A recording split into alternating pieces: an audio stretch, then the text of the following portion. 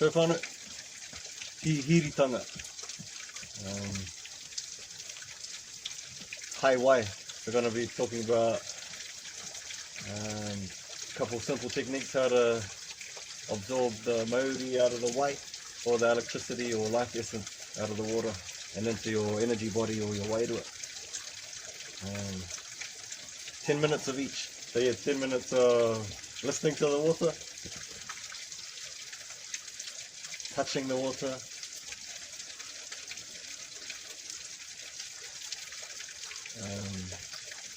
looking at the water, looking at the different tones in the water and the movement of the water.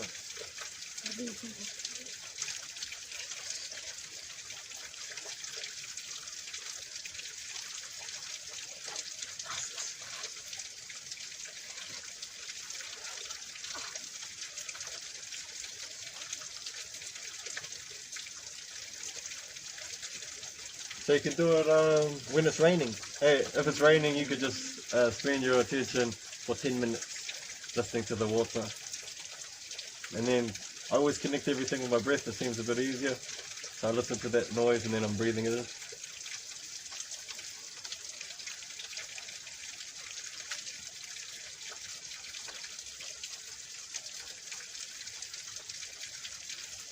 The same thing as holding your attention.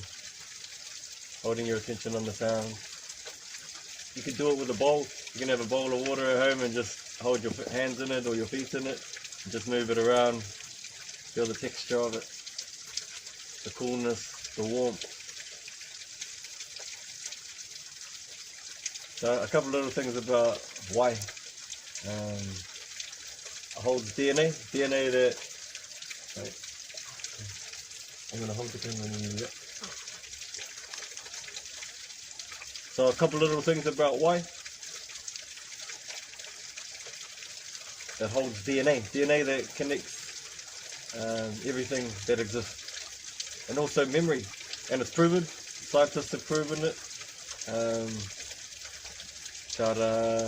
Hold water in little petri dishes and play different tones into it and it would make different patterns. And then later on they'll zoom into that water and see, so after they turned off the music, they'll zoom into the water and the molecules of the water had arranged themselves differently. Next time they'll play a different tune into the water, and then after a certain amount of time they'll play a different tune into the water and it'll make a different pattern. Then they'll let that tune disappear, they'll turn the music off, and then they'll zoom into the molecules again, and the bigger molecules arrange themselves differently, and then they look in a little bit further and there's still that same other pattern in there, and if they keep doing it again it's still layering on top of each other. So it's proven, especially if you see everything as energy, if you know that everything that exists is energy, it makes perfect sense. But what was taught to me, it has memory going back through every human, through every creature that's ever existed, that especially anything that's ever been here on Papatuanuku. Say you drink some water, you'd perspirate it or you'd mimi it out, and then it would go back up into the atmosphere and it just keeps going, and then it travels around the world. It's been everywhere. So fluoride is one thing that knocks it out, like puts it to sleep. Another thing is right ankle turns. So nothing in nature is really bang and then bang and then bang and then bang and then bang, which is a lot of our pipelines are like that. But if you run on a town supply of water, it's been fluorinated. Fluoride is an antitoxin. So contrary to all the bullshit ass beliefs that you think it whitens your teeth or anything, it's bullshit, it's a neurotoxin. And they put it in your toothpaste to numb your brain down. So it's a small amount to put it in the town supply water to numb you down. And back in the Roman Empire they started doing that. They started adding, so every few years they would have a rebellion or big riots that would try and overthrow the government. So they started putting little bits of fluoride into the water. So, and they've been doing it again for the last couple of 100 years. In smaller quantities, but, so not enough to get you sick, but enough to keep you dumb, and enough to keep you like sheep. So I'd say keep off the fluoride. There's heaps of toothpaste out there. There's like Red Seal. There's other natural brand toothpaste, and try to keep off the town supply of water. If you have to drink it, then purify it, boil it. Even though I think even boiled water I wouldn't drink it. I could taste it. So try as natural as you can get some rainwater, distill it, or even just those carbon purifiers. Another thing about fluoride, our pineal gland is supposed to be squishy. So the more fluoridated it gets, it's like salting it, it just gets shriveled up and hard. And when we dream, our pineal gland, our third eye, our patu manawa, it excretes like hormones. One of the hormones is DMT. So when we dream, it excretes a little bit of that hormone, and it allows us to hop out of our body and cruise around. Always, when we sleep, and different states of meditation.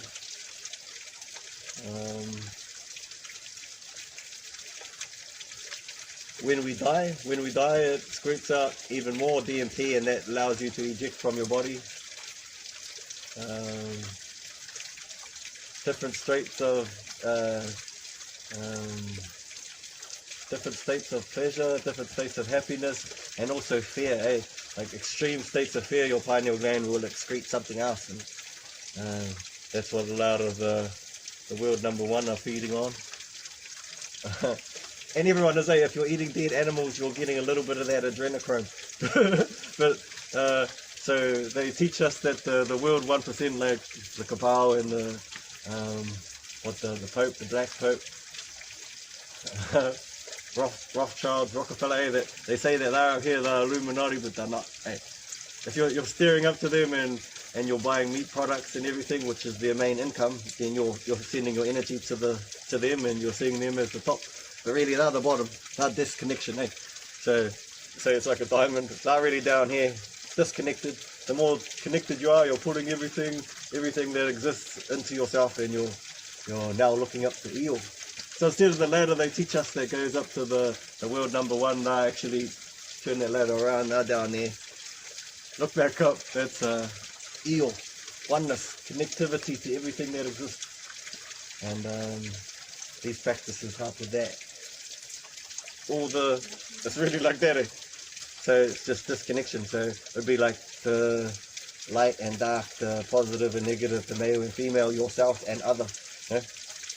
The more you see your connection to yourself and any other creature, you're pulling yourself together as you climb up the ladder. The more you look to the Matrix, the more you look to Babylon, the more you look to the Cabal, you're disconnecting yourself all the way down. And for them to reach immortality, they have to feed on the brains of little kids, of fear. So that's an example of the pineal gland. Enough of that. So listening to the water, you're charging it up, you're charging up your energy body, your wairua. Another way, easier way you can do it at home, I'll show you.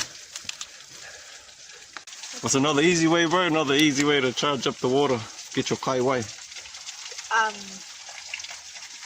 Put your mai on it.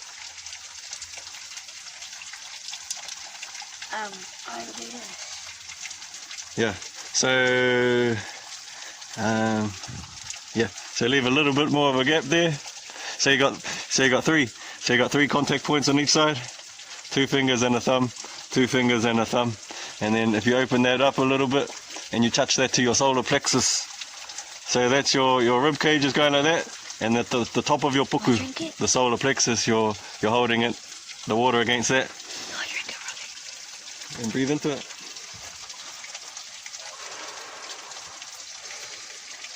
So at least 3 breaths. If you're if you're stressed, if you're in a rush, if you're angry, then you're not ready. I'll keep going. But if you're happy or you're calm or your mind is clear, you're waking it up. So in the same terms as Kangen water, you're putting electricity into it. And if you know that everything's energy, then the hoe that's coming out of his mouth is waking it up. And the vibration, the warmth that's coming off the solar plexus, it's heating it up. Do I say how welcome back to my channel? You see? And the next one. I can say it if you want, okay? What do I say? Welcome back to the channel. Welcome back to my channel, guys. Like and subscribe if you like it. Yeah. Peace. No, we're still doing it. We're still going. So you got those 3 connected points there. Just try and keep a gap. And at the back you keep a gap between your thumbs too, so it's actually touching the first soft bit of your puku, the top bit of your puku.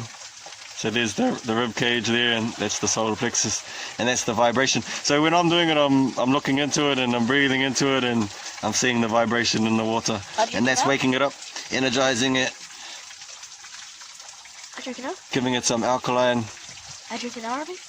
Yep, come on. Yep. And then you drink it. You can take your time drinking it, or you can scull it back if you want. But yeah, that's another way of charging up your kaiwai that everyone can do easily. A couple of glasses of those a day, charge their shit up. Woo! Rubbing it out actually nice. Yeah. Yep, so kaiwai. Do you do the 5 elements? Oh yeah, so that's got the 5 elements right there. It's just breathing it into the water. You got the fire. You got the fire from your solar plexus. Can I say it?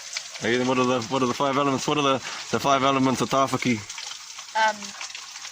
Fire, earth, water, space, and wind. Yeah. So he just did that into the glass right there. We put a glass down here with us just so you can see, you can do it at home. That it's the 5 elements were there, especially if you had your mind clear when you're doing it. You had the fire coming off your solar plexus. You had the hau coming out of your lungs. You had the whenua. You had the whenua from the triangle. Hey, so when we're doing hihiritanga, you're sitting down. It's best to make a triangle with your knees and your tailbone. Right, can I tell about this? And that's the tāneko patterns. If you breathe bad energy into it, if you breathe bad energy into it, it won't work. Yeah, it won't work. Yeah. It'll just taste yuck. Yeah, negative energy.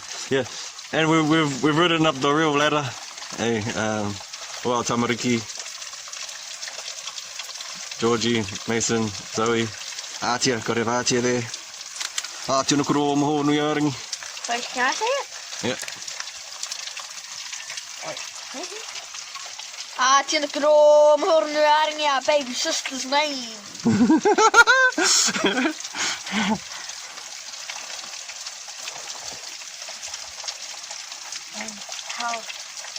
And how many months is she? 10 months. And she's only 10 months.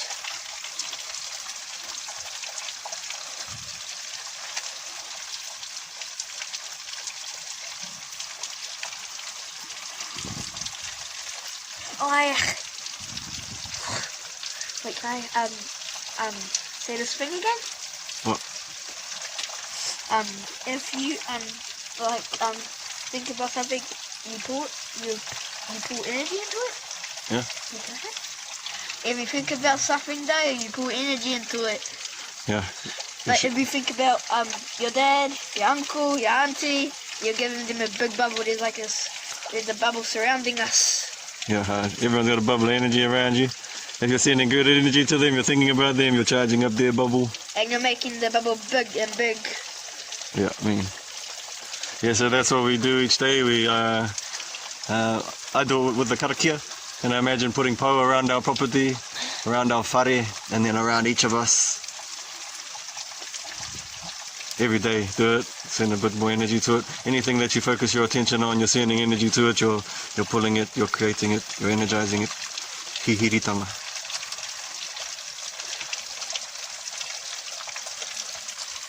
Oh yeah, so how Mason was talking about kai ahi, kai hau, kai wai, kai whenua, kai Aotea.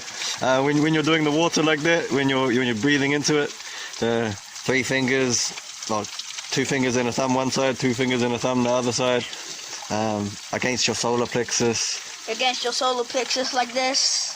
Yeah. But leave a gap. Yeah, you're holding your attention on it. So you got the 5 elements there.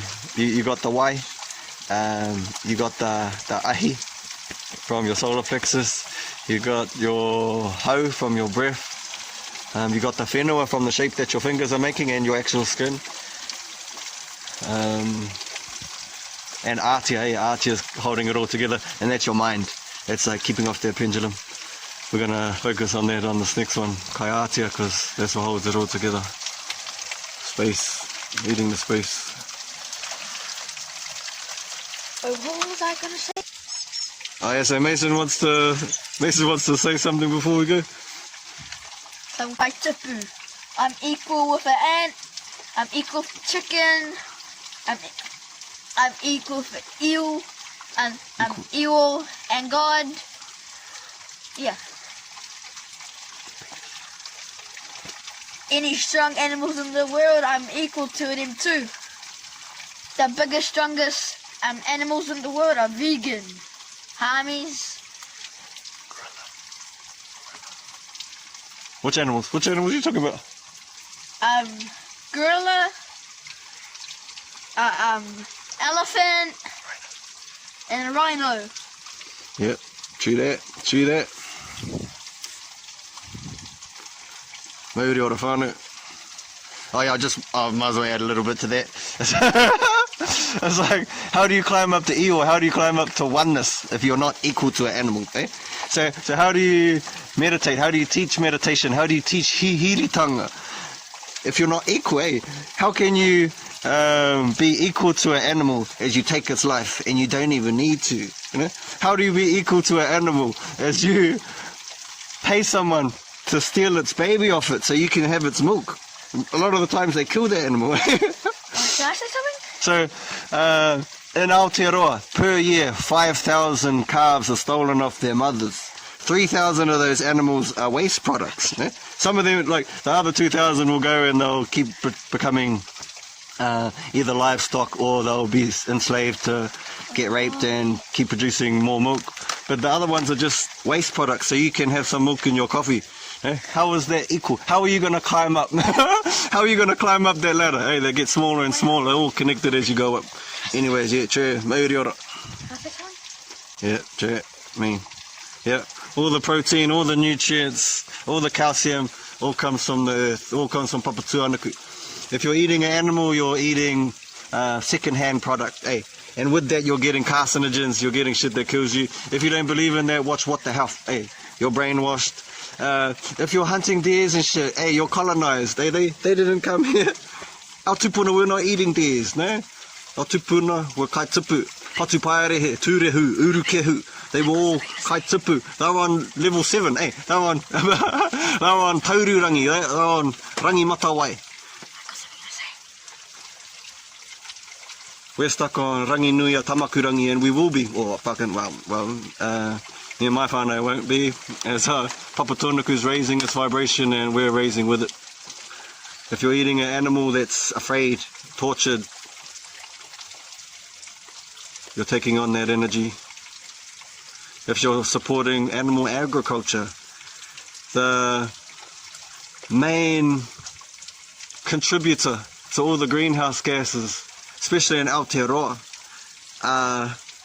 animal agriculture. If you add all the transport sector, if you add the aeroplanes, if you add the trains, if you add the trucks, if you add every transportation device on Earth all together, there's still not as much gases, greenhouse gases, as animal agriculture alone. No, they're the biggest. And also the biggest toxicity in the waters. The only reason that we weren't let to swim at a lot of our beaches. Yes, but twisted whanau, but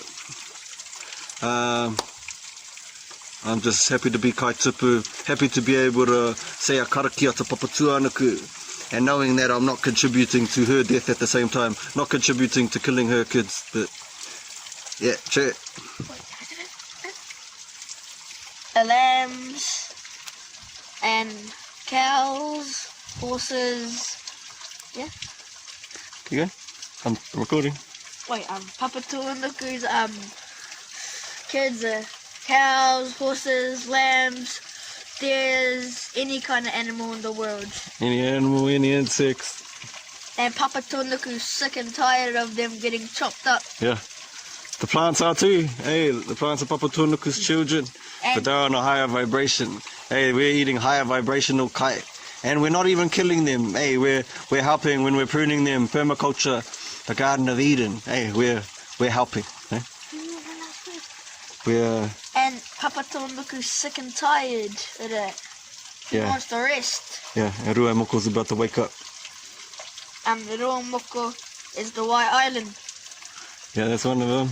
So Ru is a vibration, O is yourself. Moko is the earth opening up, or Moko is the lava etching out the earth, making the patterns, the first patterns of Tāmoko. If you have Tāmoko on you, if you practice Tāmoko, you're bounded by an oath, ni wareka. Hey, you're bounded by an oath, mata ora mei te ni wareka, mata ora mei te uetonga, to come back to Te Aotearoa.